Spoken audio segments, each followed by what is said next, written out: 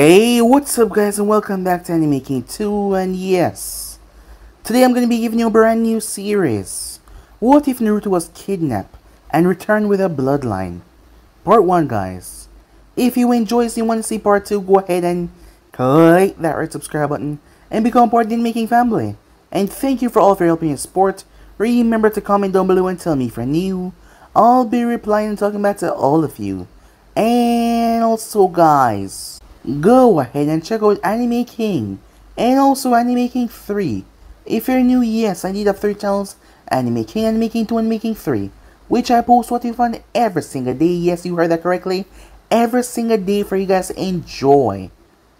So yeah, and also turn on the bell notifications. The posted links will be down in the description for the other channels. I hope you guys enjoy each and every one of them. So yeah, without further ado, what do you say we jump on this new episode? Start the intro.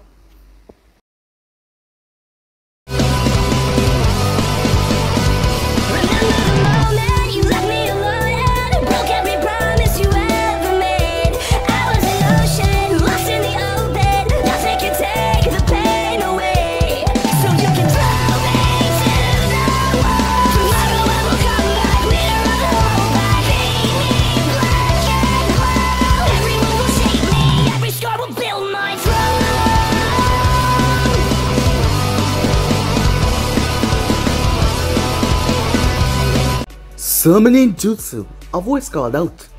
With those fateful words, chaos reigned in Konoha, the village hidden in a leaf. A massive poof, followed by a humongous roar. The citizens and the ninjas, they were struck with fear. The beasts with massive tails, 9 in total, stood tall in the village. A singular man stood there with an orange mask. As he looked directly into the eye of the beast, his plans were finally coming to fruition. As the beast's eye turned, Kyuubi, go forward and bring forward the destruction of the hidden leaf. It was then that chaos descended upon the hidden leaf. The massive 9-tailed fox started to wreak havoc. Screaming, crying could be heard. Buildings were being shredded with one single whip of his tails. Houses were being flattened. No one seemed to be able to stand up to the mighty beast as it wreaked chaos and havoc. The death toll started to climb. The beast didn't care who it was. Man, woman, children, elder.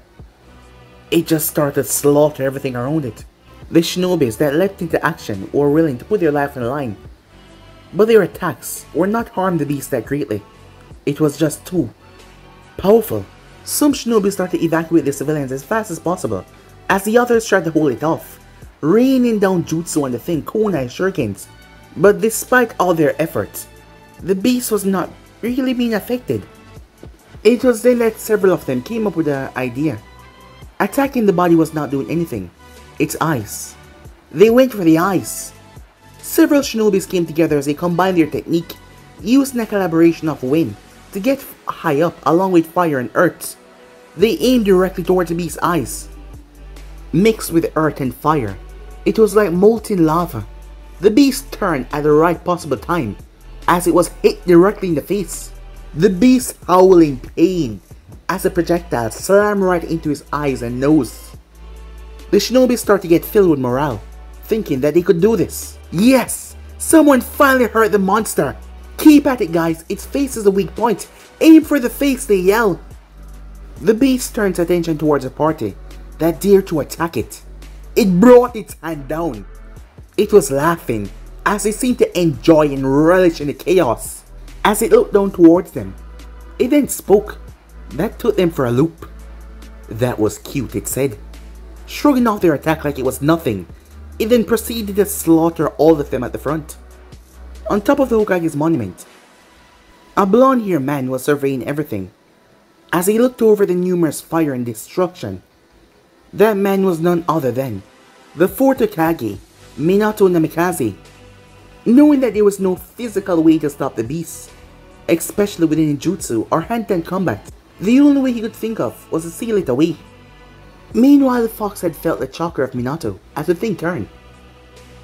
The fox had felt the chakra while he was sealed away in cushionness, so he knew. Knowing of the Uzumaki's sealing arts, he refused to be sealed ever again. Not to mention, he could feel himself regaining control. He couldn't believe that he was being controlled by that little, puny human with those eyes. He could feel himself being under control, but yet there was nothing that he could do against it. He had to fight, he had to destroy Konoha. But he could feel the control slowly slipping. So he would just reduce everything to ash, hoping that he catch that damn Uchiha in the blast radius as well. So he started to gather a Bichu bomb. Seeing this, Minato's eyes widened as Kurama launched it. Minato quickly pulled out a kunai. Performing his sealing matrix, he sent this giant spear of death a far distance away. The explosion was catastrophic. Once Minato was finished, he stood there until he felt his body twirling away. Using his moniker, he flashed away in a yellow flash. As the man with the orange mask appeared, he frowned. Faster than I expected, he said to himself. Damn shinobis living up to their title. The masked man looked out towards the beast as he noticed several snakes moving around the village, but that did not concern him at the moment, as they would not interfere with his plans. 2 hours later, outside Konoha, things did not went as Minato thought they would. He was successfully able to remove the Kyuubi from the masked man who called himself Tobi. He was successfully able to prevent another bomb from hitting the village. He was successfully able to keep his newborn and Kushina out of harm's way. But things still went sour. Maybe it was due to the fact that him and Kushina was now impaled, as he wouldn't be able to raise his son in their last ditch effort. They jumped in the way and stopped the claw from injuring their baby boy, saving his life. Damn you, Fourth Hokage! Damn you to hell for sealing me away again! I hope this Shinigami goes down on your pathetic soul. I will kill everything that you hold dear. The fox raged as his body slowly broke away, silencing him as he was sucked away in the baby boy Naruto. The barrier from Kushina chakra chain started to dissipate. As she fell along with Minato, her life was leaving her. Minato had died from the Shinigami ripped out his soul. The child started to cry in discomfort as he was now alone. But that didn't last for too long as Harrison leaped and landed right there. He was outside of the barrier, so the moment it dropped, he had rushed forward. The scene that greeted him was not a nice one. A small tear came from the man's left eye as he looked towards the small, little family. He looked towards the child. He has already lost so much. Harrison walked over. The child saw him and stopped crying as he looked up at him with those bright eyes. Those bright blue eyes. Harrison sighed. How much has been taken from this young one already? How much has been placed on his shoulder? And yet he was just an innocent baby. He thought to himself. The two shinobis that accompanied him decided to stay back. There was no immediate threat at the moment. Watching Harrison's suit, the fussing baby, was what the fire, land of fire was really about. The will of fire. To keep the next generation safe.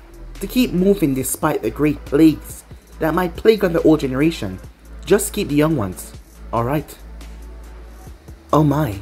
This is such a tender moment. I do hope I'm not interrupting. Oh, who am I kidding? I am interrupting. I hope you can forgive my rudeness, Sensei. A voice that was all too familiar said as Harrison spun around. The two that came with him stood in front of Harrison and the baby. Harrison immediately tried to assess the situation and tried to figure out what could he do to prevent this man from harming the baby. Despite his countless situations over battle and wars, this was a rather bleak situation for him to be in right now. Numerous things could go wrong, and they probably would. He could be here to kill the third Hokage. He could be here to attack the village. He could be here to kill Naruto despite Minato, as he held some resentment over Minato becoming Hokage instead of him. He could be here to take more people for his sick, twisted experiments. Anything could happen, and if Harrison knew his student well enough, he knew that he needed to stay on his toes. Harrison's tone was dead serious. Boy, you have a lot of nerve to show your face around here. What is the meaning of this, Orochimaru? Orochimaru tilted his head as he flashed a smirk that put the shinobis on edge. Sensei, you are always so quick to the point with me. What is with the tense body language? Do these two shinobis right now that you have think that they could pose as a deterrent in case I decide to act? Foolish thinking, if I must say. My, I do hope that you're not becoming senile at that rapidly growing age, Sensei. It will be a shame to see all that knowledge the professor has go to a waste. Orochimaru's eyes scanned over the baby, focusing on his cheeks, with a smile on his face, a smile that put hers and the envoys on edge. Although I enjoy making people squirm from being in my presence, I'm afraid I'm not just here for bloodshed, Sensei. Unnecessary bloodshed, that is. I have a different goal in mind, one that will probably lead to conflict, unless you're willing to hear me out.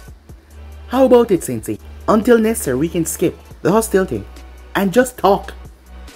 Harrison glared at him, refusing to let his guard down for even a second. Enough of your games of run around. Out with it now. Fine, Orochimaru said, raising his hands like he surrendered. If you must know, a little birdie have given me a tip to the area. He informed me about a prime opportunity that is just too good to pass up. It will be folly of me to not capitalize on such a wonderful thing, you see. So I decided to drop in. I was roaming around the village while it was being attacked by the Biju, and I decided to follow it, knowing that it will take some time for my prize to show itself. Fast forward to the present. You see me standing here, I'm sure that you can connect the dots. Professor, Orochimaru said with that grin, as Hiruzen realized he didn't want to destroy Konoha, and he didn't come for his head. No, he came for something much more important. Yes, Sensei, I want the boy. The two shinobi stood no chance as thousands of snakes erupted from the ground as they were swamped. They fall to the surprise attack. Fangs dripping in highly potent venom punctured the two as it entered their body. Hiruzen leaped away as he decided to rush back to the village. He had spent majority of the night fighting the giant tail beasts. He was in no shape or form to be fighting someone like Orochimaru right now, especially while protecting a child. He would lose.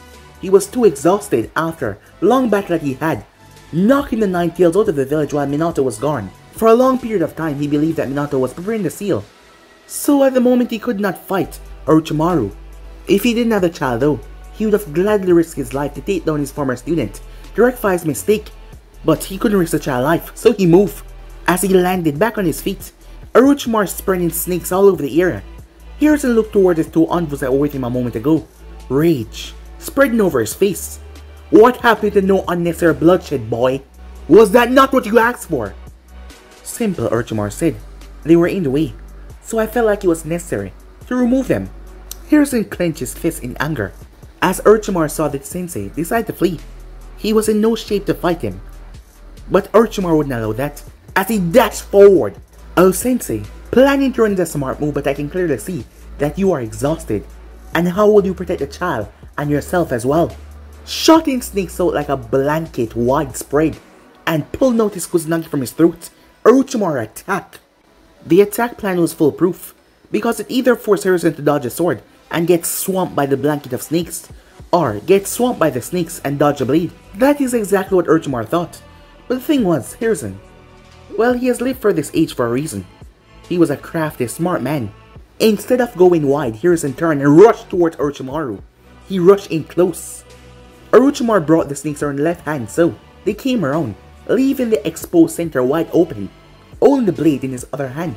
Hiruzen then smiled as he mouthed the words, boom, as his body exploded with Naruto's. Orochimaru was thrown. He smashed several times before coming to a stop.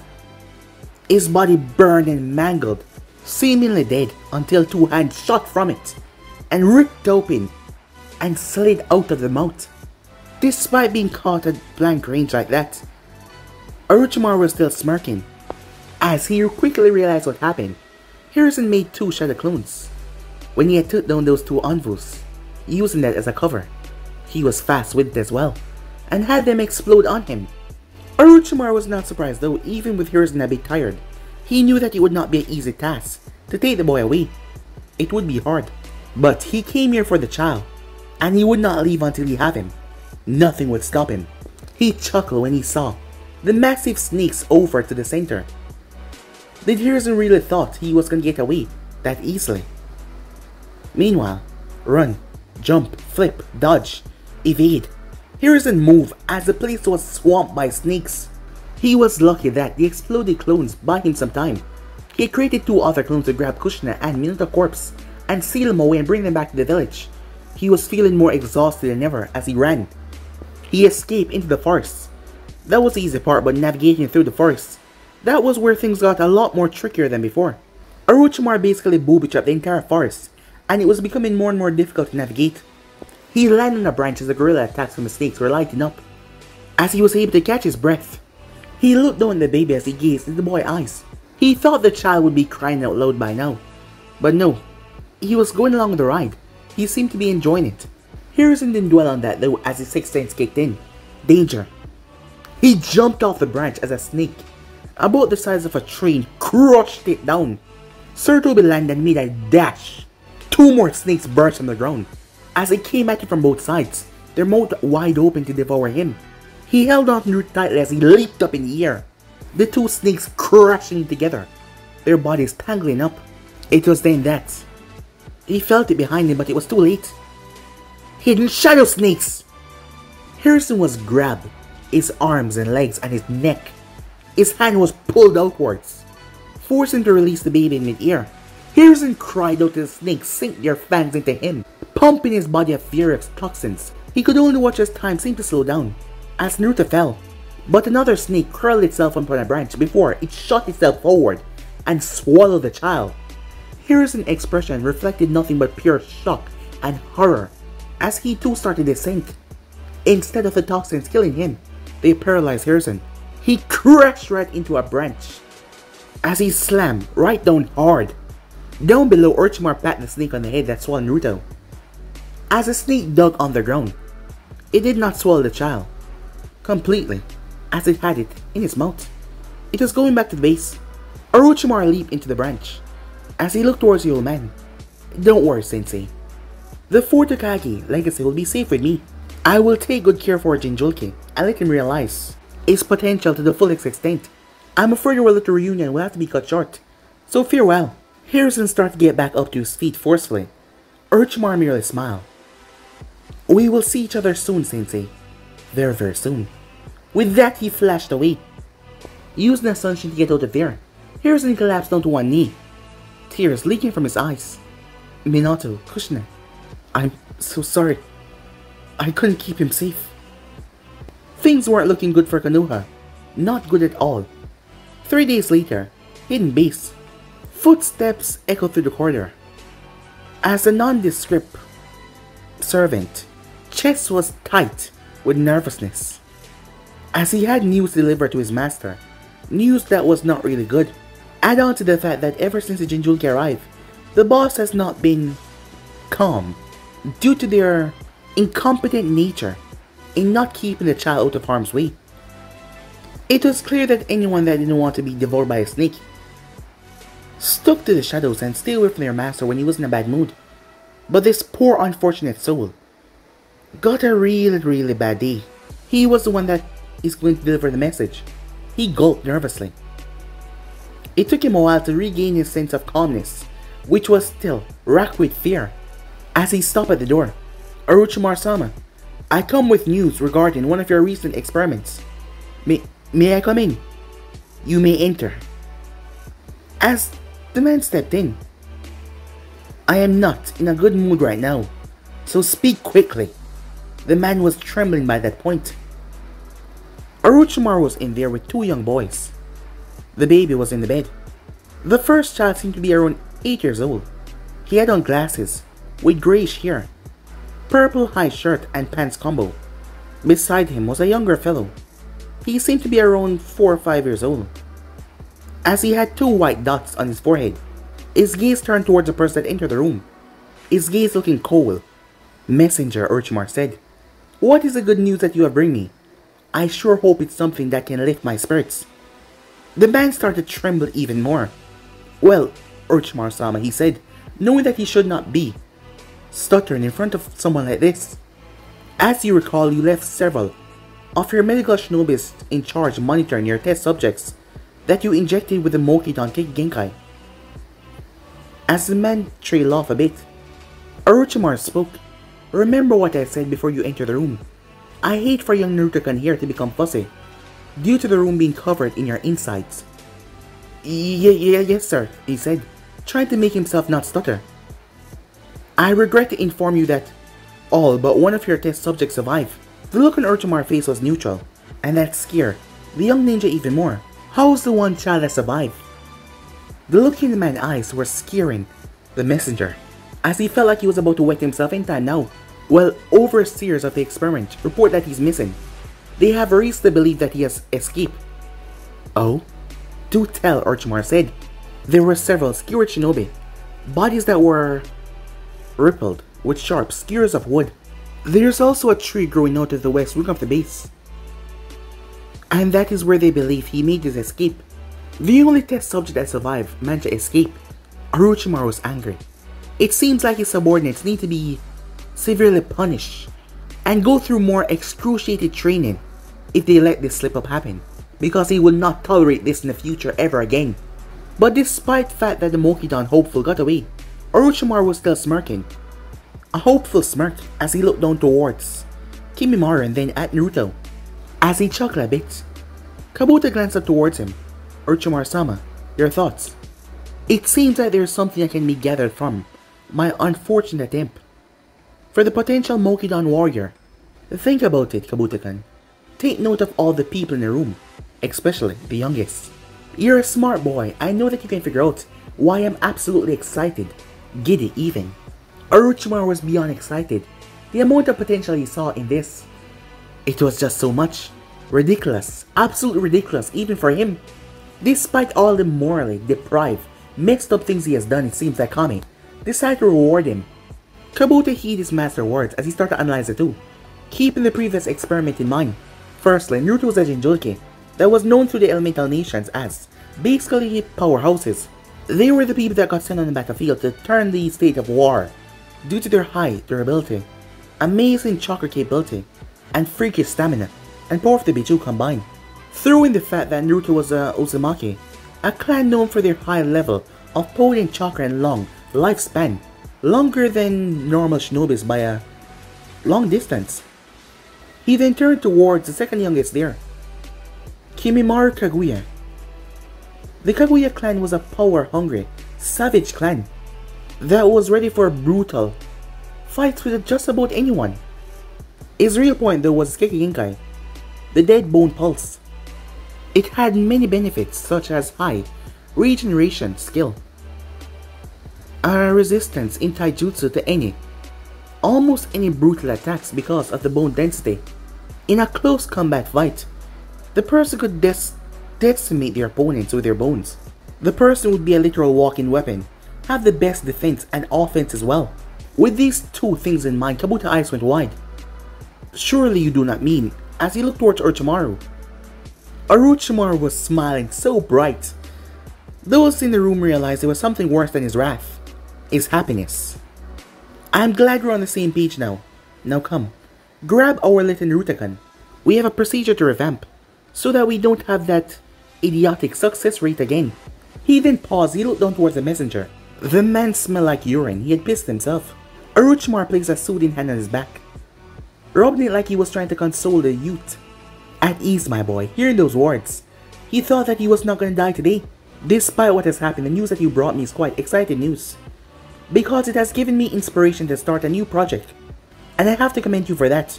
Bravo! Hearing that things turned out well, the messenger swelled with pride. Thank you, Orochimaru-san. He never get to finish.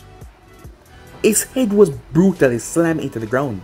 Not once, not twice. It was hit so much time till the head started to turn into goo. Once he was no longer holding on to a firm substance, Orochimaru stopped. He looked up towards the two boys, like nothing just happened. Such a nice kid.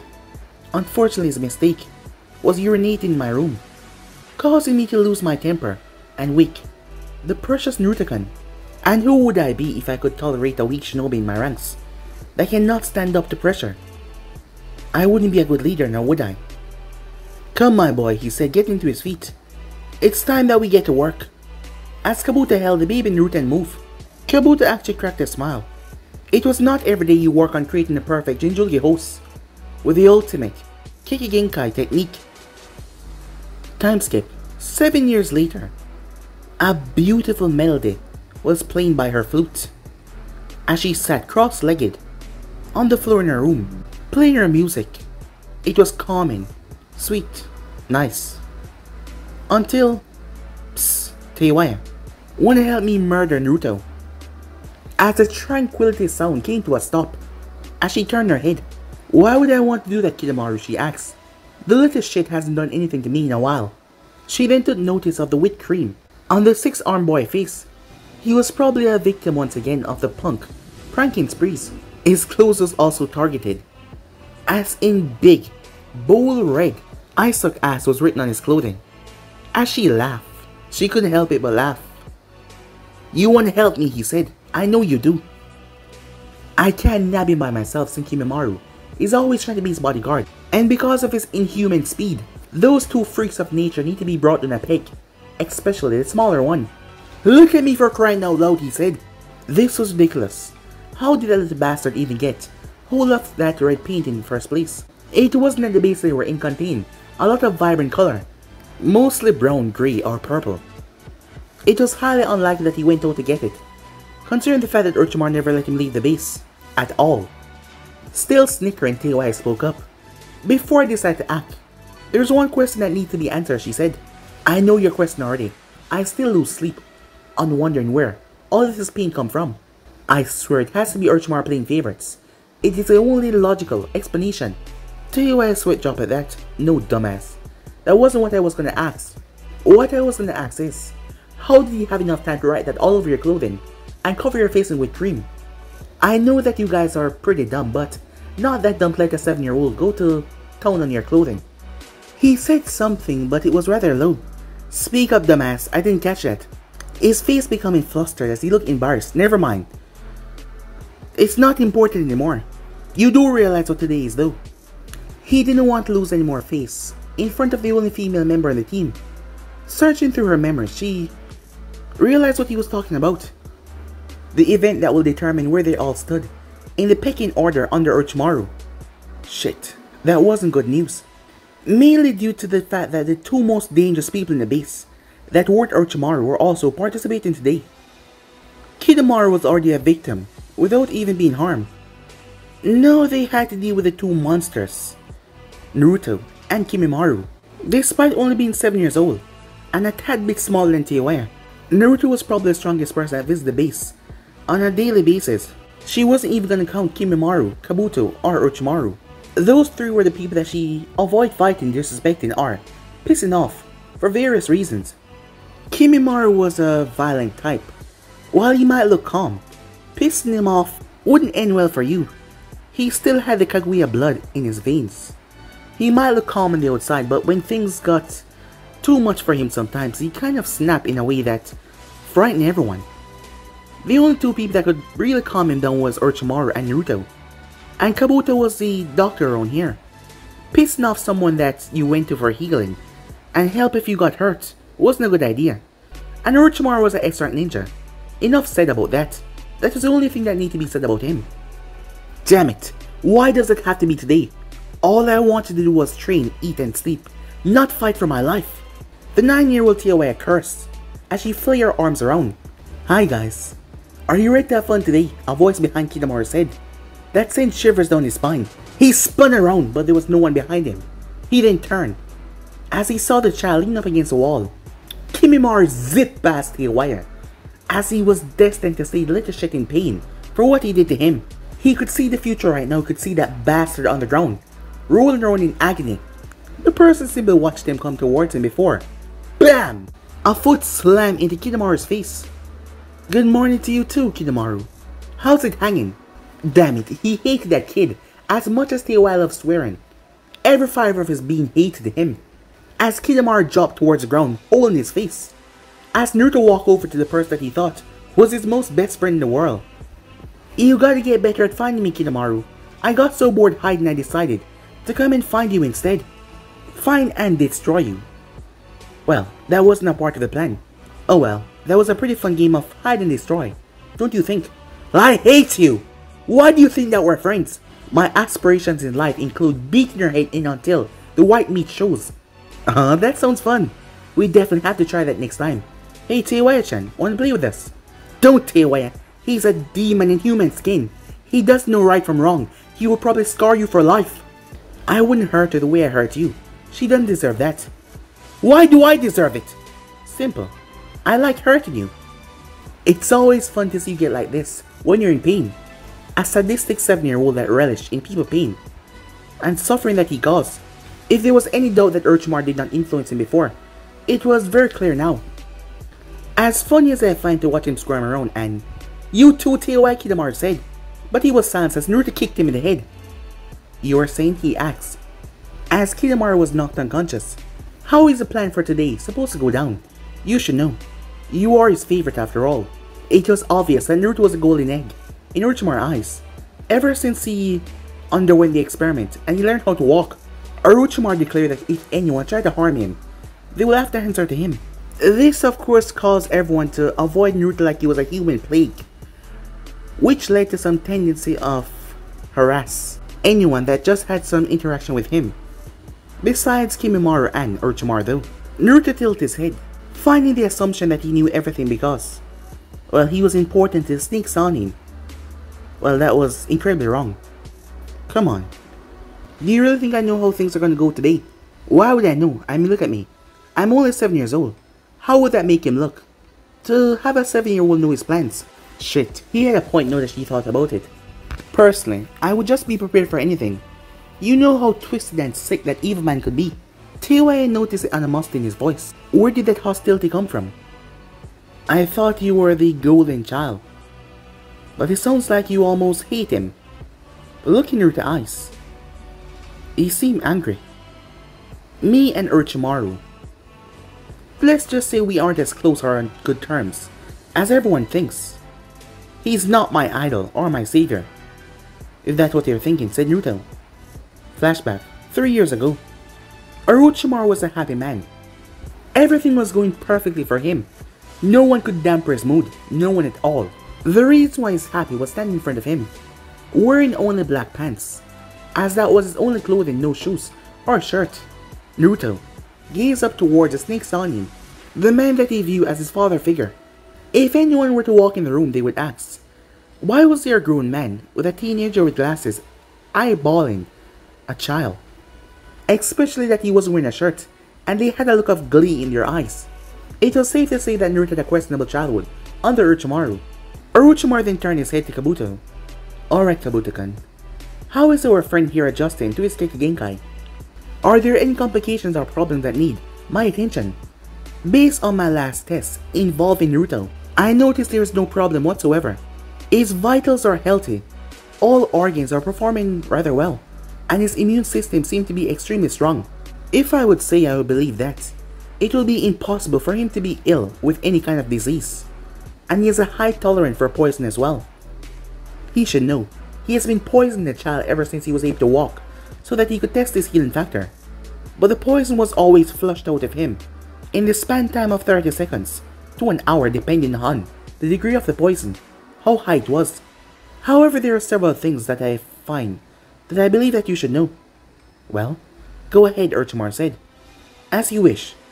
It has been brought to my attention that is 2 separate healing factors combined together and has vastly surpassed our expectations. After an unfortunate accident one day, I noticed his wound rapidly healing itself back together and mending the bones. His shoulder was dislocated and it also fixed itself as well. The more and more Orochimaru heard, the more twisted happiness came on his face. Also, it seems his Uzumaki heritage and his jinchuuriki status boosts his Kekkei Genkai ability immensely. Comparing the two, I noticed Kimimaro bones are produced faster than Naruto's, but yet, Naruto bones seem to be of higher quality the more he grows. Durability tests provide that his bones are harder than Kimimara's and has a tinge of heavy chakra coursing through them. Orochimaru chuckled. This is absolutely fantastic. Kabuto-kun, I would like to run tests at the moment in order to witness your testing at first hand. As Orochimaru lowered himself, looking toward his adopted son. Naruto-kun, would you be a dear and hold out your hand for me? as Naruto didn't see anything wrong with that, to trust the snake, but that was his first mistake. You should never trust a snake. Two snapping sounds could be heard, as a cry of pain from Naruto resonated through the area. Kabuto recalled at his master actions as he watched the man break the poor child's arm in two different places, as he had an indifferent look on his face at Naruto's scream of anguish. He could honestly say why he expected some twisted tests. This was not what he expected at all. Orochimaru got back up to full height, listened to the wails of pain that came from the boy.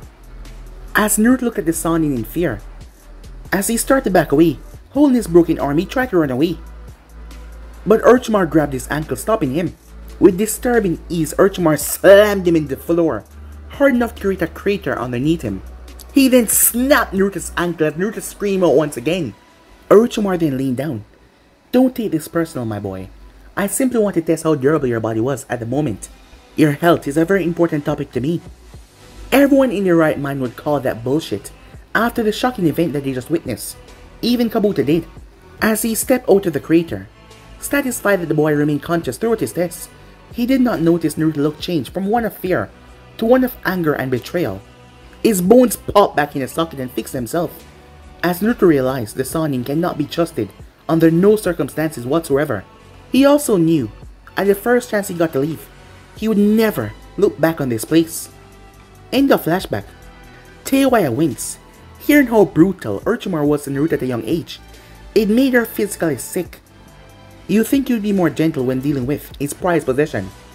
As Naruto took note of her reaction. Yeah, he's an asshole of the highest degree. But enough about my past. Let's get ready for this test that we got to deal with today. Teiwaya nodded as she kept the information in the back of her mind. If he treated Naruto like that and he liked him the most, how would he treat the rest of them? Time skip. 3 months later, somewhere in Hinokune. Why do I have to be in the front of the formation again? I'm a long-range specialist. Because we all know that you would probably try to kill Naruto if his back was turned to you. No, I wouldn't. Guys, I'm pretty sure that Kidomaru wouldn't try to kill me. He's like an older brother to me. He loved me, and he wouldn't try to kill me. Right, pal? Said Naruto. Kidomaru grit his teeth. Yeah, right, Naruto. There is no way I would ever think of trying to put several arrows to your head at all. The Zone 5, well, 6 if you counted Naruto, leapt through the canopy of the trees and landed fire, moving as a solid unit.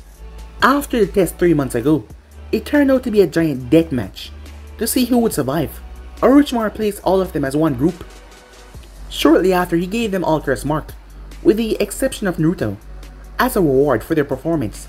The 3 months that followed saw them being sent out of the bases. For several missions, Orochimaru sent them on. They went outside the land of Zone, but they never exit the border. This was their first time out of the border, as he was sent them to the border of Hinokune for random shinobi that held potential. Orochimaru needed more test subjects, and that was their goal here, to capture a test subject and bring them back. The whole group was happy to be away from the snake, well, except for Kimimaro. The others in the group, mainly Kidomaru, Teiwaya, and Naruto, they were more vocal in expressing their happiness, while Seikon and Jirobo, they were more quiet about it. Kidomaru brought everyone to a stop as they reached a settlement that was about 30 meters ahead of them, as they all landed in a branch, taking note of the visible people moving around. Tell me why we stopped, said Seikon. We're looking for shinobi, not bandit camps. Kidomaru was about to say something, but Jirobo beat him to the punch. It is not uncommon that rogue shinobis be in charge of bandit camps. We might as well give it a look. Kimimaro and Naruto nodded in agreement as they formulated a plan to take the camp by surprise. Teiwaya will play a melody from up here to place them all under genjutsu. While they are all under the genjutsu, Naruto, Kidomaru, and Seikon will go down there and corral them all. Jirobo will then perform his earth release, barrier, imprisonment technique, and capture all of them, said Kimimaro. Hey, said Naruto, if our mission is to find shinobis, how will we find out who is a shinobi if they're all trapped in the dome? Jirobo looked down towards Naruto. We can pay attention by finding out which one of them has the highest chakra in the dome. As the group moved in, they did not see the man that was over to the side, a man that was watching the camp, because he was close to the border of the village. The man had long white shaggy hair. He saw Naruto here. He just saw a glimpse. And his age. No, it can't be possible, the man thought. but he had to check just in case. This was a coincidence, and if it really was, it was a good one. An hour later, it was now nighttime. Their plan went off without a hitch, as Kidomaru sat in a branch in a tree. And their assumption was right. They found a ninja there. He was in charge. Kimimaro then landed beside him. Kidomaru, where's Naruto? Nobody seemed to know where he is. Kidomaru scoffed. I have no idea. Maybe someone finally found the little bastard and killed him. Now that he's out of my head. He was silenced rather quickly as his throat was grabbed, and he was forcefully slammed into the tree, a bone sword at his skull. If you had a hand in his disappearance, I will strike you down where you stand, trash. Kidomaru started to sweat like bullets. I seriously don't know. I haven't seen the run since we captured ninjas. Damn it, Kidomaru. You ruined the prank. I was gonna drop paint on his head. Looking up, they saw Naruto as Teiwaya was beside him. Teiwaya laughed harder once she saw Kidomaru's face. Entertaining like this was the highlight of the day. She was glad that Naruto decided to involve her. Seeing that Naruto was alive and well, Kidomaru released his blade. He then turned his glare on Kidomaru, and then glanced up to where Naruto sat. That bastard almost got him killed. I swear to Kami, I'm gonna kill you one day. You almost got me killed, you piece of crap. Mark my words. I hate you, Naruto, he screamed. As Naruto held onto his heart, that was his special way of showing that he cared about him. It made him feel all warm and fuzzy as he smiled down and waved.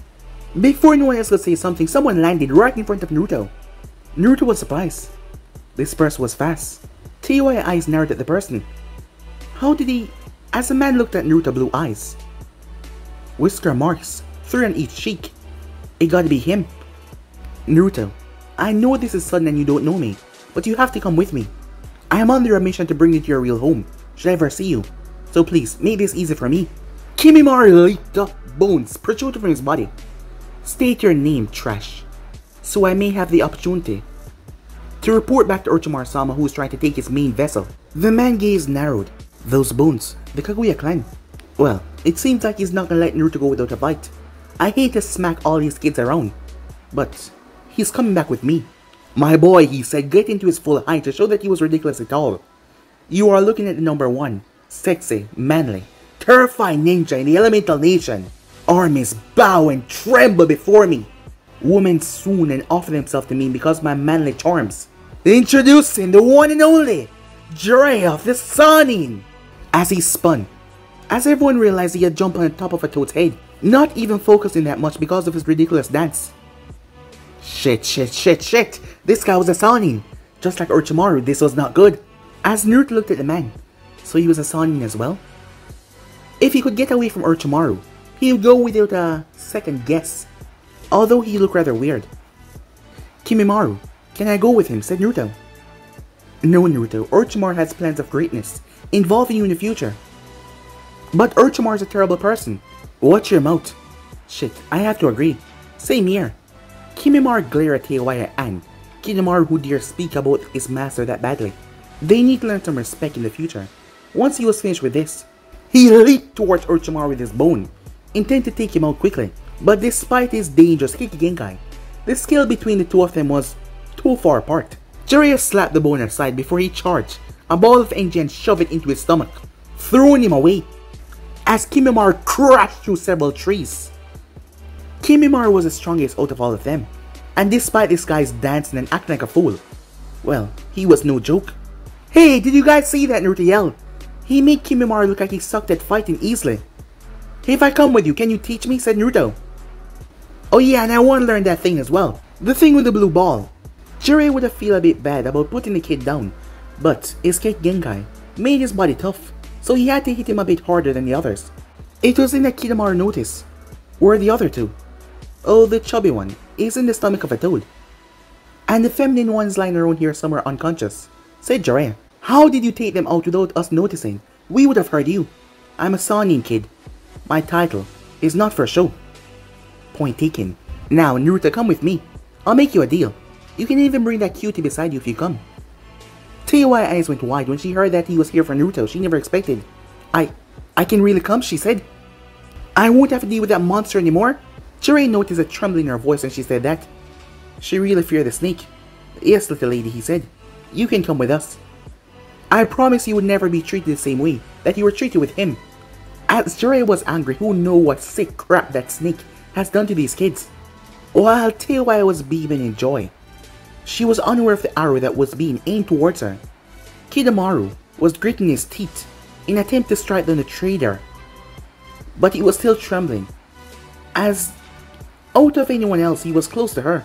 Not that much, but damn it, Teiwaya, why did you have to make me do this? He said to himself as he held the arrow up to end her right there and then. But that was his biggest mistake of his life. The next thing he knew, pain coursing through him. It happened so fast. He felt himself being stabbed all over as he was pinged into the tree behind him, dropping his arrow and his bow. Teiwaya and Jiraiya turned as they noticed Naruto standing there in front of Kidomaru. He got up and smiled, like he just didn't do what he just did. Look on his face, like what he just did was not even important. He was trying to kill you, Teiwaya-chan. Lucky thing I stopped him. We can go now, said Naruto as he started to walk away. He's gonna come after you too, Kidomaru said in pain. Teiwaya, he is gonna kill you. Don't leave me here to bleed out. Please, don't do this to me, man. He shouted out at them. She decided to put him out of his misery, knowing that bleeding out was not good. As she walked towards him until something flew past her and pierced right through his skull. Come on, Teiwaya. Let's go to a new home, said Naruto. I can't wait to get there. Jiraiya looked down at Naruto. The things that he did yet. He showed no remorse. Like nothing had just happened at all. Jiraiya was starting to get worried. Naruto was gone for so long, taken as a baby. The mindset that he probably had right now, the things that Orochimaru did to him. He had no idea what he was capable of, and not to mention what he just did. He's gonna bring him to Hiruzen right away. They need to have him checked out just in case. Jiraiya was glad that he was okay, but he was also worried. Worried for his mental health, and if he was alright. He didn't seem to be fully alright. But guys, we end right here. If you want to see next part, do like, subscribe, comment down below, and turn on that bell notifications they posted. Remember, share to all of your friends in your social media platform. And also guys, remember to stay tuned for the rest of what is coming your way. And I hope you guys enjoy each and every one of them over Anime King and Anime King 3. Yes, I indeed have 3 channels. Anime King, Anime King 2, and Anime King 3. Which I post what if on every single day for you guys to enjoy. So go ahead, click that red subscribe button and become part of the Anime King family. And thank you for all for helping and supporting. Yeah. What do you say we get the hell out of here? See you guys soon. Peace.